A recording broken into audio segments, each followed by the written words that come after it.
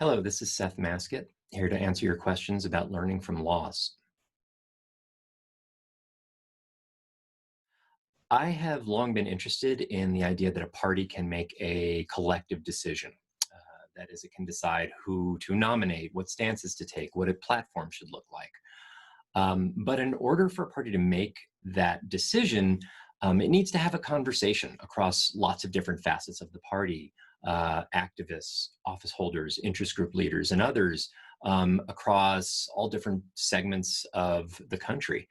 Now, there are a lot of good books out there about the decisions that parties make, the consequences of, of those decisions, but no one's really dug into just how those decisions are made, the conversation that needs to happen within a party before it can make a choice. I wanted to catch a party in the act of having that conversation, of trying to figure out just why it lost the last election and what it needed to do to prepare for the next one.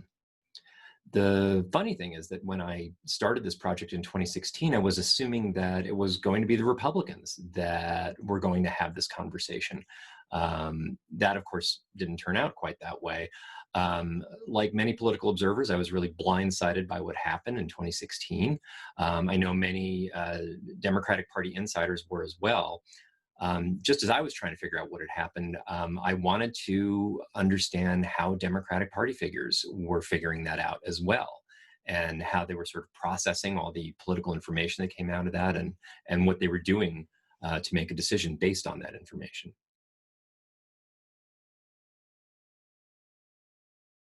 I'm not sure it was a surprise, but it was notable to me how disoriented Democratic activists were in the wake of 2016. That election really shook them.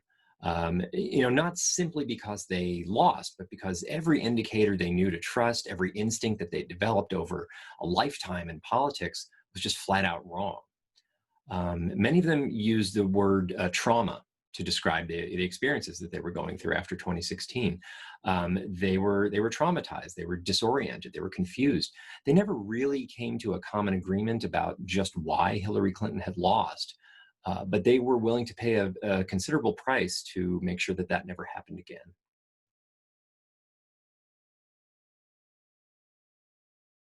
again. So often when we describe presidential nominations, we describe it as sort of a contest.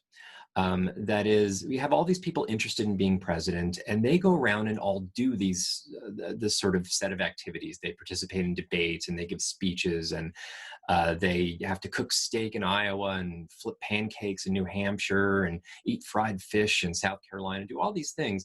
And in theory, whoever does all these things the best becomes the nominee. Of course, it doesn't really work that way. And 2020 was really interesting in this regard.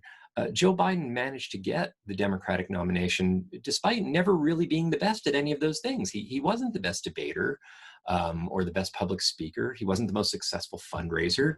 He didn't have the most enthusiastic base or anything else. This was not so much a contest as it was a choice that the party made. The party picked Joe Biden for a reason, and that is electability. They thought a moderate white man with some experience in politics might be electable against Donald Trump in a way that some other candidate might not be. Party activists were willing to give up quite a bit for a win.